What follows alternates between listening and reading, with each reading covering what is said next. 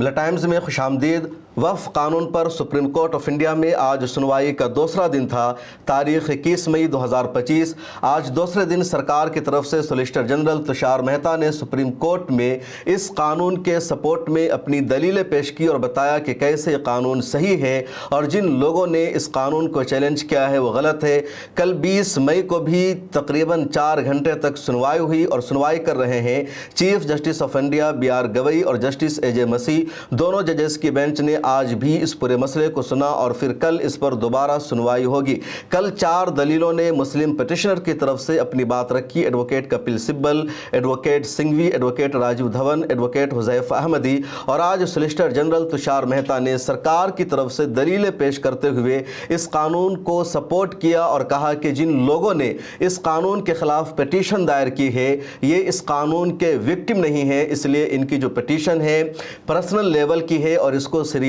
نہیں لیا جا سکتا۔ اسی طرح جنرل تشار مہتا نے کہا کہ قانون پارلیمنٹ نے خود مسلمانوں کی ریکویسٹ پر بنایا ہے، مسلمانوں نے ہی مانگ کی تھی۔ جے پی سی کو 96 لاکھ سے زیادہ سجیشن آئے تھے اور بے شمار میٹنگ ہوئی، مختلف شہروں کا دورہ کیا جے پی سی نے، تب یہ قانون لایا گیا ہے۔ اس کے علاوہ تشار مہتا نے پارلیمنٹ میں یہ بھی کہا کہ بار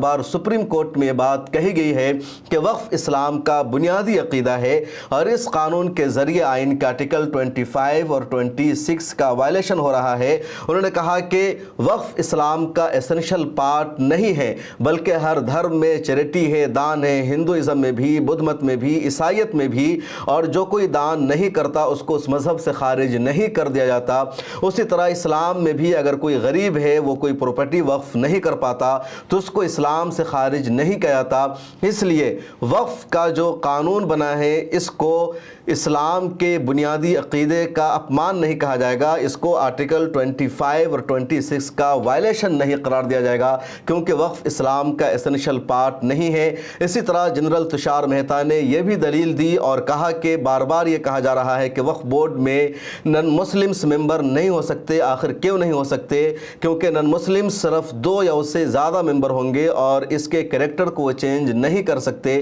میجورٹی مسلمانوں کی ہوگی۔ اس کے علاوہ انہوں نے یہ بھی دلیل دی کہ وقف بورڈ اور ہندو انڈومنٹس بورڈ میں فرق ہے۔ ہندو انڈومنٹس بورڈ پورا کا پورا مذہبی معاملہ ہے، وہ پورا کا پورا ایک ریلیجن کا معاملہ ہے، اس لیے دوسرے وہاں نہیں آ سکتے، جبکہ وقف بورڈ جو ہے وہ ایک سیکولر ادارہ ہے، تو ایک سیکولر ادارے میں نن مسلمز بھی ممبر ہو سکتے ہیں۔ انہوں نے یہ بھی دلیل دی کہ ہندو انڈومنٹس بورڈ کے تحت مندر کا پجاری کون ہوگا یہ سرکار طے کرتی ہے، مندر کا پیسہ کہاں خرچ ہوگا یہ سرکار طے کرتی ہے، لیکن مسجدوں کے ساتھ ایسا معاملہ نہیں ہے۔ اس کے علاوہ یہ بھی دلیل دی جنرل تشار مہتا نے کہ وقف بورڈ کے تحت صرف مسجد نہیں آتی، صرف مدرسے نہیں آتے بلکہ یتیم خانے بھی آتے ہیں، اسکول بھی آتے ہیں، تو ہندو انڈومنٹس بورڈ جیسا معاملہ نہیں ہے۔ جو کچھ دلیلیں دی گئی سرکار کی طرف سے ان تمام دلیلوں کا پہلے ہی جواب دیا جا چکا ہے اور آگے بھی ہم جواب دیں گے، لیکن پہلے آپ کو یہ بتا دیتے ہیں کہ تقریباً 28-29 ایسے پوائنٹس تھے جن سب کا آج سولیسٹر جنرل تشار مہتا نے تذکرہ کیا سپریم کورٹ آف انڈیا میں، اور چیف جسٹس اور اے جے مسیح نے غور سے سنا، کہیں پر انہوں نے کاؤنٹر کوشچن بھی کیا، کچھ چیزوں کو سمجھنے کی کوشش بھی کی، لیکن آج کوئی بھی تبصرہ نہیں کیا چیف جسٹس آف انڈیا نے، نہ کوئی اپنا آبزرویشن دیا، صرف حکومت کی طرف سے سولیسٹر جنرل تشار مہتا کے جوابوں کو سننے کا انہوں نے کام کیا، اور جو جواب دیا یا جو دلیل پیش کی سولیسٹر جنرل تشار مہتا نے کل کے جواب میں، اس ویڈیو کو دیکھنے سے پہلے آپ ہماری کل والی ویڈیو ضرور دیکھیے گا۔ میں نے بتایا تھا کہ کل 4 وکیلوں نے 31 پوائنٹ کا تذکرہ کیا اور انہوں نے اچھی طرح سے واضح کیا کہ کیسے وقف امینڈمنٹ ایکٹ اللیگل ہے، غیر قانونی ہے، آئین کے خلاف ہے اور اس کو فوری طور پر ریجیکٹ کرنا چاہیے۔ آج تشار مہتا نے کہا کہ اس کو ریجیکٹ نہیں ہونا چاہیے۔ فی الحال اس قانون پر سپریم کورٹ آف انڈیا نے اسٹے لگا رکھا ہے اور اس کے 2 سیکشن پر تو واضح طور پر اسٹے لگا ہوا ہے۔ تو پہلی دلیل تشار مہتا نے یہ پیش کی سپریم کورٹ آف انڈیا میں کہ جن لوگوں نے وقف امینڈمنٹ ایکٹ کے خلاف پیٹیشن دائر کر رکھی ہے، جن لوگوں نے PIL دائر کی ہے، وہ وکٹم نہیں ہے اس قانون کے، وہ باضابطہ فریق نہیں ہے بلکہ یہ مفاد عامہ کی عرضی ہے جس کو PIL کہا جاتا ہے۔ دوسری دلیل انہوں نے یہ دی کہ پارلیمنٹ کو قانون بنانے کا مکمل رائٹ اور اختیار حاصل ہے اور پارلیمنٹ کے بنے ہوئے قانون پر کوئی سوال सवाल नहीं उठाया जा सकता।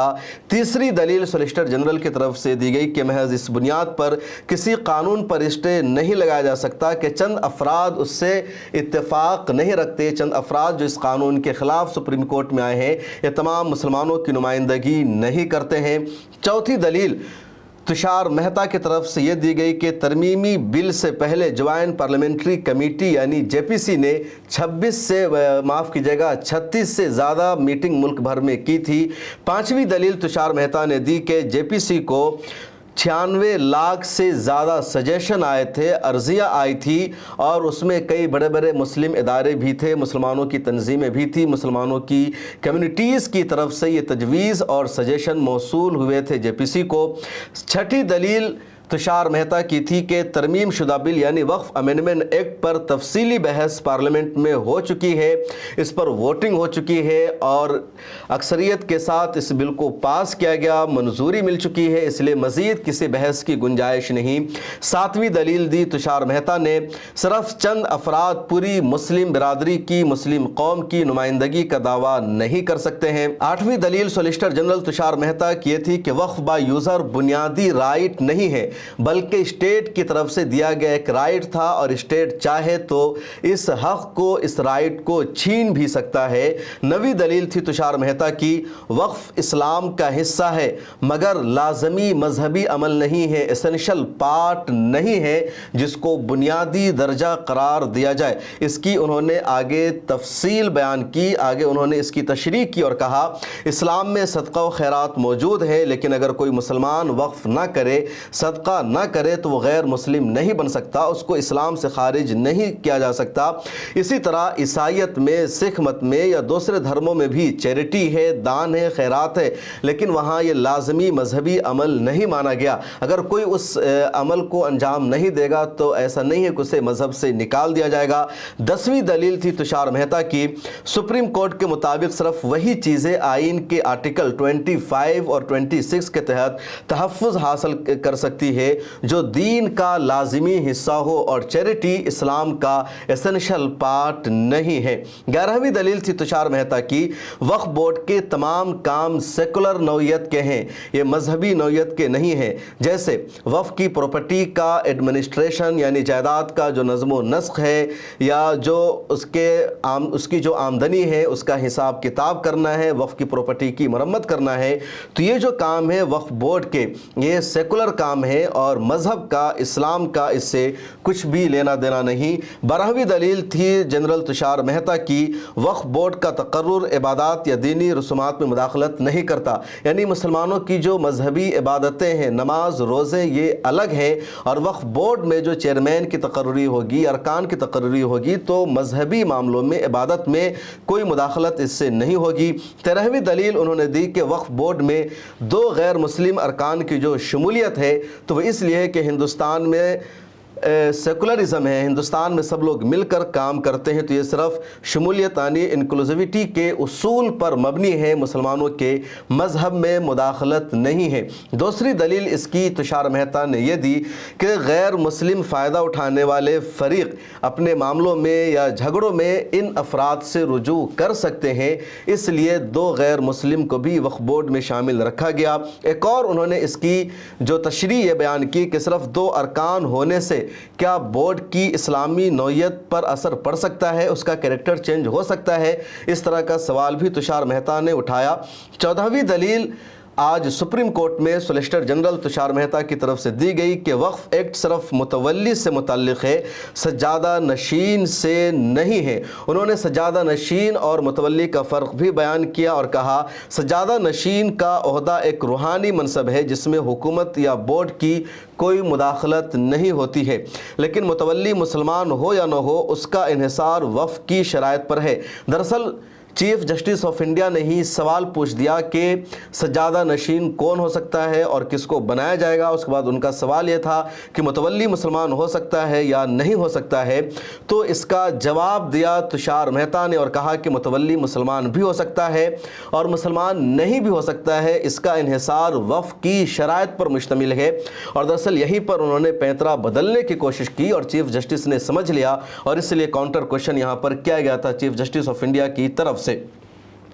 17वीं दलील तुषार मेहता की तरफ से दी गई कि 1923 से ही वक्फ के लिए रजिस्ट्रेशन की शर्त मौजूद थी। ये शर्त कोई पहली मरतबा लागू नहीं किया गया। उनकी 18वीं दलील थी कि ये बयानिया या ये नरेटिव सिरे से गलत है कि 100 साल पुरानी वक्फ ज़मीन के कागज़ कहाँ से लाए जाएंगे, क्योंकि बार बार कहा जा रहा है कि जो 100 साल पुरानी वक्फ की ज़मीन है या 200 साल वक्फ का पुराना मामला है तो उसका सबूत आज कैसे दिखाया जाएगा, उसके कागज़ कहाँ से लाए जाएंगे। तो इसका जवाब देते हुए तुषार मेहता ने कहा कि नरेटिव ही गलत है कि 100 साल पुरानी वक्फ प्रॉपर्टी के कागज़ कहाँ से लाए, क्योंकि कानून के मुताबिक सिर्फ पिछले 5 साल के ही शवाहिद दरकार हैं, सबूत मांगे गए हैं, 100 साल पुराने सबूत नहीं मांगे गए हैं। 3C पर बातचीत करते हुए तुषार मेहता ने कहा कि 3C के तहत सिर्फ रेवेन्यू रिकॉर्ड की जो दुरुस्तगी है वो की जाती है, मिल्कियत का ट्रांसफ़र नहीं किया जाता है। 19वीं दलील तुषार मेहता ने दी कि हुकूमत अगर किसी भी ज़मीन की मिल्कियत का दावा करती है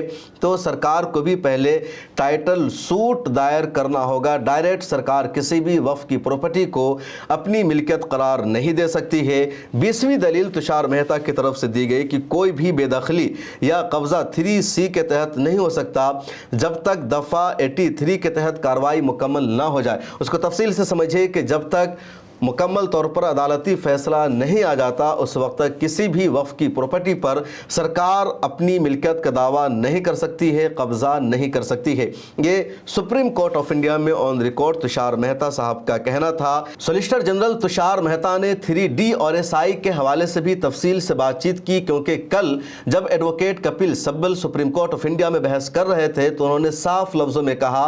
कि 3D को उस बिल में शामिल नहीं किया गया था। बिल की जो कॉपी तमाम MPs को सर्कुलेट की गई थी, जिस बिल पर पार्लियामेंट में बहस हुआ था, जिस पर वोटिंग हुई थी, और जब बहस हो गई, वोटिंग हो गई, तब 3D को इस बिल में शामिल किया गया था। ये कपिल सिब्बल ने उठाया था, तो इसका जवाब दिया आज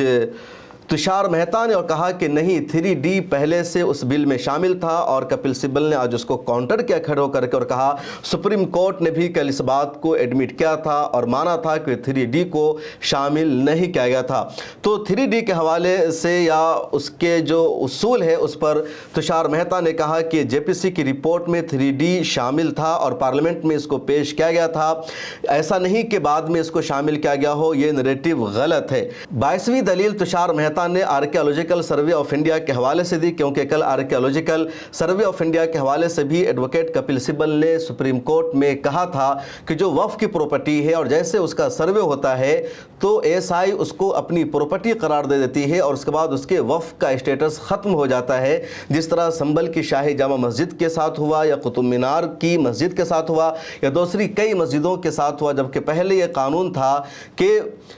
SI की प्रॉपर्टी होने के बावजूद या SI की वेबसाइट पर लिस्ट होने के बावजूद भी उसके वक्फ का स्टेटस बरकरार रहता था। तो आज तुषार मेहता ने अपनी 22वीं दलील में कहा कि दरअसल आर्कियोलॉजिकल सर्वे ऑफ इंडिया ने ही JPC को बताया था कि कई वक्फ बोर्ड ने तारीख़ी इमारतों को वक्फ करार देकर SI के इख्तियारात से, उसके राइट्स से उसको छीन लिया है। SI की वहाँ पर मुदाखलत बंद हो गई है। SI को वहाँ पर मरम्मत करने से रोका जाता है, दाखिले से रोका जाता है। कुछ इमारतों में दुकानें खोल दी गई है, वहाँ बिजनेस सरगर्मियाँ शुरू कर दी गई है, जिससे उसकी जो तारीख़ी शनाख्त है वो मुतासिर हो रही है। तो इसी वजह से ASI के हवाले हो जाने के बाद उसके वक्फ स्टेटस को ख़त्म करने का JPC ने फैसला किया। ये दलील दी सुप्रीम कोर्ट ऑफ इंडिया में तुषार मेहता ने। 23वीं दलील उनकी तरफ से दी गई कि दफ़ा 3D का लाना ज़रूरी था क्योंकि तारीख़ी वर्से को बचाना भी ज़रूरी है। इस पर आगे कल तफसील से बहस हो सकती है। 24वीं दलील ये दी गई जो शेड्यूल ट्राइब का मसला है, कल इसको उठाया गया कि शेड्यूल ट्राइब में अगर कोई मुसलमान है और वो अपनी प्रॉपर्टी को वक्फ करता है तो उसको वक्फ इस नए कानून की रोशनी में नहीं माना जाएगा। तुषार मेहता ने कहा कि इस सेक्शन को आईनी तौर पर चैलेंज नहीं किया जा सकता बल्कि एक एकेडमिक बहस है, तो आईनी बुनियाद नहीं। उन्होंने ये इसकी दलील दे दी। 25वीं दलील तुषार मेहता ने इस हवाले से ये दी कि शेड्यूल 5 और 6 के तहत जो शेड्यूल ट्राइब का या कबायलियों के इलाकों का जो इंतज़ाम है तो उसमें रियासत को अलग से उसके तहफ़्फ़ुज़ का राइट दिया गया है। रियासत के लिए शेड्यूल ट्राइब की ज़मीनों का तहफ़्फ़ुज़ करना ज़रूरी ہے، اس لیے بھی شیڈول ٹرائب اپنی زمینوں کو وقف نہیں کر سکتے، تو وہ اسٹیٹ کے قانون کا بھی معاملہ ہے، اس لیے اس کو اس قانون سے الگ رکھا گیا۔ 26ویں دلیل تشار مہتا کی تھی کہ اگر صرف رجسٹرڈ وقف کو تحفظ دیا جائے اور باقی پر روک لگا دی جائے تو وقف امینڈمنٹ ایکٹ کا جو مقصد ہے وہ مقصد ختم ہو جائے گا۔ 27ویں دلیل ان کی تھی کہ غیر رجسٹرڈ وقف با یوزر کے نام پر غلط دعوے کیے جا سکتے ہیں جن کی شناخت نہ سروے میں ہوئی نہ بورڈ نے انہیں تسلیم کیا، تو اس لیے بھی یہ ضروری ہے۔ 28ویں دلیل تشار مہتا کی تھی، اس سے ملک بھر میں افراتفری اور غیر قانونی دعوے کا خطرہ ہے، لوگ سرکاری زمین پر نجی زمین پر دعویٰ کر سکتے ہیں، اس کو وقف کی پراپرٹی بتا سکتے ہیں۔ 29ویں دلیل تشار مہتا نے دی اور کہا کہ ہم نے صرف انہی پوائنٹس کا تذکرہ کیا، انہی باتوں کا ذکر کیا جس کو عدالت نے سیریس لیا تھا، اور کہا تھا کہ جن 3 نکات پر گفتگو ہوگی ہم نے بقیہ کا تذکرہ نہیں کیا، لیکن دوسرے فریق کے وکیلوں نے دوسرے پوائنٹس کا بھی تذکرہ کیا، اور 3D پر سب سے زیادہ بات چیت ہوئی، JPC کی میٹنگ پر بات چیت ہوئی۔ اس کے علاوہ سولیسٹر جنرل تشار مہتا نے آندھرا پردیش کا حوالہ دیا اور کہا آندھرا پردیش میں بہت ساری گورنمنٹ کی زمین تھی اور اس پر وقف بورڈ نے اپنا دعویٰ کر دیا تھا۔ کئی ریاستوں میں اس طرح کا معاملہ آیا جس کی وجہ سے وقف امینڈمنٹ ایکٹ کا لانا ضروری ہو گیا، یا کچھ اپنے پوائنٹس میں انہوں نے اس کا تذکرہ کیا کہ بہت ساری سرکاری یا نجی زمین کو لوگ وقف کی پراپرٹی قرار نہ دے دے، اس وجہ سے اس قانون کا لانا ضروری ہو گیا۔ چیف جسٹس آف انڈیا نے آج اس پر کچھ بھی تبصرہ نہیں کیا۔ کل انہوں نے جو تبصرہ کیا تھا وہی تبصرہ آج کیا کہ میں نے